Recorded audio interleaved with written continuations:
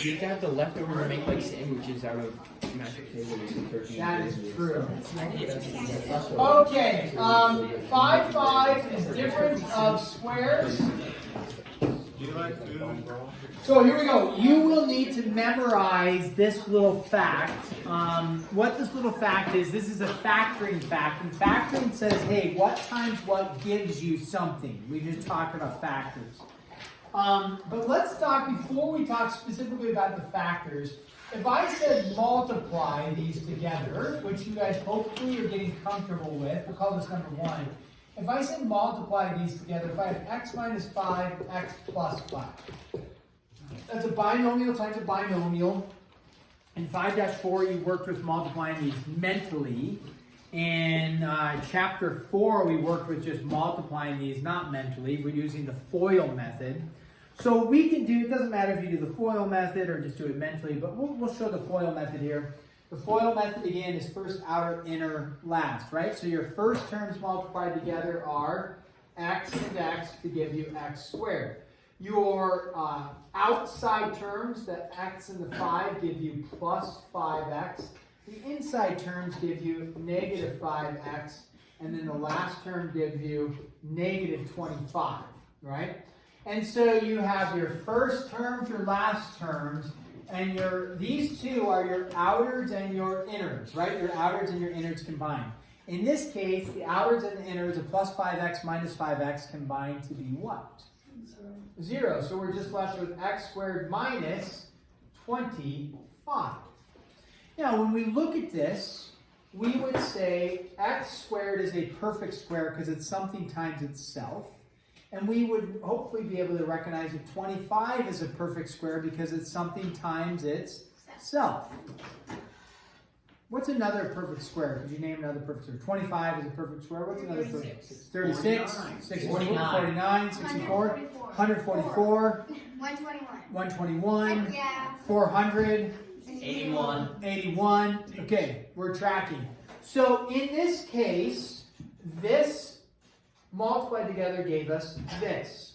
Our goal today is to understand, to go backwards and figure out the factoring, to be able to say this factored turns into this. Because factors, remember, somebody said it earlier and then we talked about it, it's things multiplied together. So this is a factor with this because it's this times this.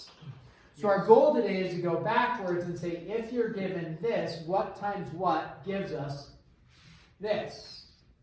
Okay? So let's look at number 2. We're going to multiply again. We're going to do something like this. We're going to say, how about I go 3y plus, we'll go with 8 times 3y minus 8. Okay? FOIL those together. 3y plus 8, 3y minus 8. And see what we get when we FOIL.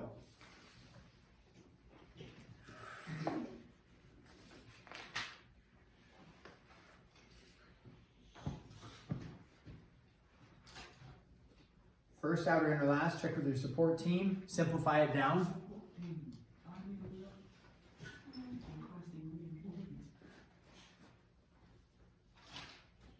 You should at least get 9y squared as a start, right? And then after you simplify, check with each other.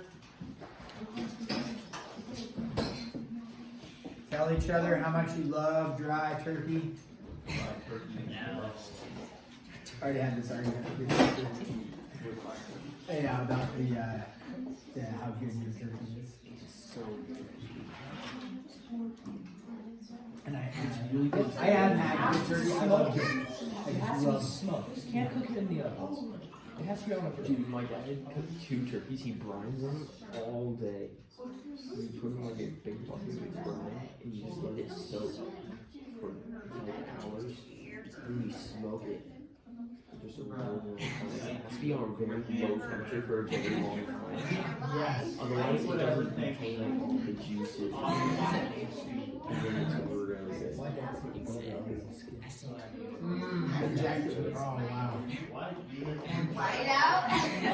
If you're good at Yes. Yeah. Yes. Okay, did we end up with 9y squared minus 64? Okay, so we look, is 9y squared a perfect square? Yes, because what makes up 9y squared? 3y times 3y. What makes up 64? 8 times 8. Now, you'll notice what is between both of these? Subtraction. If we come up to this title is difference. Isn't this difference? Difference of squares. So we recognize, if you look at this, we have, let's come back up to number 1. X and x, 5 and 5, but we have a negative and a positive. 3y and 3y, same thing. 8 and 8, same thing, except we have a positive and a negative. Okay? So that pattern is going to hold, and so when we go to factor, we need to recognize this pattern and then go backwards. So let's talk about factoring. If I gave us now, we're not going to multiply together, we're going to be given factors. Let's start with a gentle one, possibly. X squared minus 81. When we go to factor this, we want to figure out what times what gives us x squared minus 81. Okay? Well, it's important that we recognize the pattern. This is a difference, okay? A difference of squares. X squared is a perfect square, 81 is a perfect square. So it's a difference of perfect squares. So when we go to factor this, we set up a binomial times a binomial, right? Remember, we went from factors to here. Now we're going from our binomial and going backwards into the factors. So when we set this up, we're just going backwards. We're going to say, what times what gives us x squared? X times x, right? And then what times what gives us 81? Negative 9 times positive 9. Yeah, so 9 times 9, and then we go negative, positive, or you could do positive, negative. It doesn't matter. Okay? So you're like, well, how do we do that? Well, hopefully you can say, well, if I was comfortable going from here to here, that's where the work goes, is that, oh yeah, I can go backwards from here to here, right? So let's look at another one. And you can check it. X times x is x squared. Positive 9x, negative 9x. What happens to those outwards and innards for these ones? Just like over here. They cancel, right? So then you'd be left with negative 9 and positive 9 is negative 81. If I gave something like this, let's say y squared minus 24, and I said factor that one, is there a little bit of a hang-up there? What's our hang-up compared to like some of this other stuff we've been doing, Bo? 24 is not a perfect square. Yeah, so you're like, what people might say is, oh, well, I could go like this, because y times y gives me y squared plus minus or minus plus. And then what do people sometimes do? They say, oh, what times what gives you 24? 3 times 8. Perfect. So you say, yeah, 3 times 8, right? Well, if we FOIL this together, it should equal this. Let's check it out. Y times y is y squared. Good so far. What about our last terms? 3 and negative 8. Is that negative 24? You bet. But what do we need to check? We need to check our outwards plus our innards, right? And those cancel there. But do our outwards and innards cancel? Negative 8y plus 3y. Does negative 8y plus 3y cancel to be nothing? Because we have nothing there. No, what does that give you? Negative 5y. Do we see a negative 5y up there? No. So this is not the same thing as this. It'd be like saying, hey, I want to factor the number 20, and you said, oh, the number 20 is 18 times 2. Well, 18 plus 2 gives you 20, but what does 18 times 2 give you? 36. Does 36 give you 20? No. Does this multiplied together give you this? No, because it would give you what? A negative 5y in there as well. So not accurate. You couldn't factor this one. You would just leave it. You couldn't factor. It'd be like considered prime. Harrison. So do we have to put Like we just put our work in, but don't have like a circled answer or anything? This is your answer. Factor means what times what. This one, nothing. This is prime. It wouldn't work. We would call it prime. Do you want us to write prime as the answer? Yeah, if it was non-factorable. I don't know if you actually have any prime ones given to you, but I was just showing that as an example. I don't know if you'll come across, for today at least. Later you will have prime ones. You'll have some prime ones. Okay, 36z squared minus 1. How about this one? Remember, we're working with difference of squares today, so we want to check, do I have a difference? Check. Do I have a perfect square in 36z squared? Yes. Check. All right? What times what gives you 36z squared? 6z times 6z. Do I have a perfect square in 1? That one sometimes throws people off, but what times what gives you 1? 1 times 1. So it is a perfect square. So when we go to factor this, we go like this, we go like this. You already told me what gives you 36z squared. 6z times 6z. And then what times what gives you 1? You already told me. 1 and 1. Does it matter where the plus and the minus goes? Nope, it doesn't matter. You could say plus, you could say minus, and you can say plus. You can do a quick check to make sure this is correct. First, outer, inner, last. First, 36z squared when you multiply these together, right? Check. I always do the last. I go to like the last. Negative 1, 1 gives you negative 1. Check. What's the thing you should check? Your outers plus your innards. 6z minus 6z. What happens? What's 6z minus 6z? 0. Perfect. We don't see any just z up there. That's what we want. We want it to cancel out. So that would be gone. Okay, now here, oh, that one looks tasty. What about this one? I mean, we were talking about food earlier. So 81s to the 4th minus 16t to the 8th. Yikes. So as you're looking at this, you think, okay, is 81 a perfect square? Yeah. Okay, is s to the 4th a perfect square? Yeah. Do I have the difference? Yep. Is 16 a perfect square? Yes. Is t to the 8th a perfect square? Yeah. Yeah. You bet. What times what gives you t to the 8th? T to the 4, T to the 4. Thank you. T to the 4th times t to the 4th. Because when you multiply the same bases together, what do you do with the exponents? Add them. All right, so we say, okay, we go like this, we go like this, we go like this.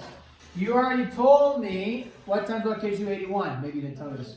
9 and 9. Well, what times what gives you s to the 4th? S squared and s squared. And then what times what gives you 16? 4. 4, and then you guys told me t to the 4th. You did tell me that. T to the 4th and t to the 4th. It's fine. Plus, minus, does it matter? Okay. So it doesn't matter. I'll go minus plus in this case. I guess I did minus plus up there. And I did minus plus there. Okay. So then, do we stop? Ooh. Look at this. Is 9 a perfect square? Is s squared a perfect square? Yes. Do I have difference? Yes. Is 4 a perfect square? Yes. Is t to the 4th a perfect square? Yes. So can I factor this as a difference of squares? Can I figure out here what times what gives you that and that? You bet. So what gives you 9? 3 and 3. What gives you s squared? S and s. So we go 3s and 3s. And then what gives you 4t to the 4th? 2t squared and 2t squared. We will, for the sake of mixing it up, go plus minus. Then, what about the 9s squared plus 4t to the 4th? Do I have a perfect square? Yes. Do I have a difference? No, because this is not a difference. What is this? Positive. It's a sum, right? So it's addition. So can we factor this one? Nope. It needs to be even though I shorthanded it, what is it? It needs to be a difference of squares. Is this a difference of squares? No, it's a sum of squares, and we don't have a special rule for that. So we say, okay, we're not going to factor that one. That's as far as we can go for that. Okay. We look, is this a difference right here? Yes, but is 3s a perfect square? What times what gives you 3s? It's not like 1.5 times 1.5 and half of an s times half of an s. So we don't have anything else to do. So in that case, that's as far as we can go right there. Yeah, Bergen. Wait, why couldn't you factor that one out? Which one? The 9s squared plus 4t. What would you factor this to be? 3s plus, wait, yeah. 3s plus 2t to the second, times. 3s plus 2t to the second. Okay, good. It's a good question. We check it. Ready? Let's check it. 9s squared, right? Is that good? You bet. 2t squared times 2t squared gives you 4t to the 4th. Is that good? Yeah, perfect. What's the thing we need to check? Our outwards and our innards. They need to cancel because there's nothing else in there, right? So our outwards would give us 6s t squared. Our innards would give us plus 6s t squared. That would give us a total of what? 12s t squared. Do we see a 12s t squared in the middle here? No. So that's a great thought. And you say, well, why can't we factor it? Because this gives us something in the middle, but we don't have anything in the middle. Whereas here, right, there's nothing in the middle up here. That's because this cancels with this, because this is a negative and this ends up being a positive. So they cancel. The same way we had a 5x, a negative 5x, a 24y, and a 24y that cancel. And so therefore, we don't have anything in the middle. Like when you look at this, there's nothing in the middle, there's nothing in the middle. Yeah. So when you see the difference, that's what allows it to split like that.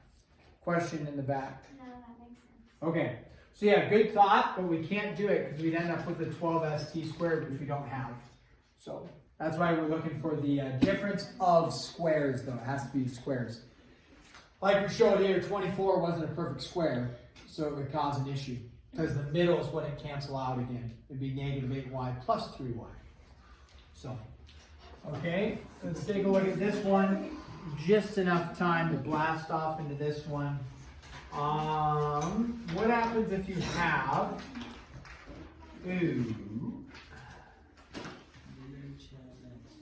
let's do this one, 27a cubed b minus 12ab. We haven't been discussing this, but we should, because if you look at this right away and you're thinking difference of squares, is 27 a perfect square? No. However, do these two terms have something in common? You bet. What do they have in common? They've got a 3, and they have an a, and they have a b in common. So I can take out a 3ab first. When I factor the 3ab out, some of you are struggling on the mid-chapter assessment with this, you would be left with a 9a squared minus 4. Because you divide it out front. If you struggle with that factoring, you have to go back and review that.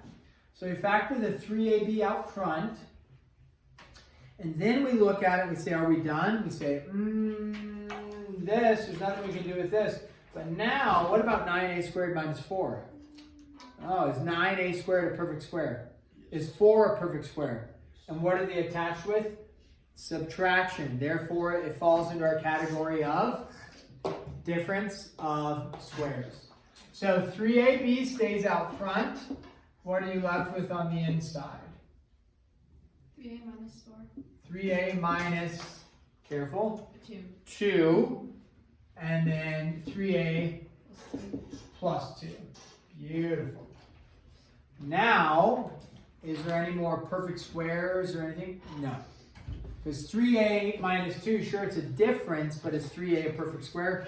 No, 2 is not a perfect square, so that would be as far as you can go. All right.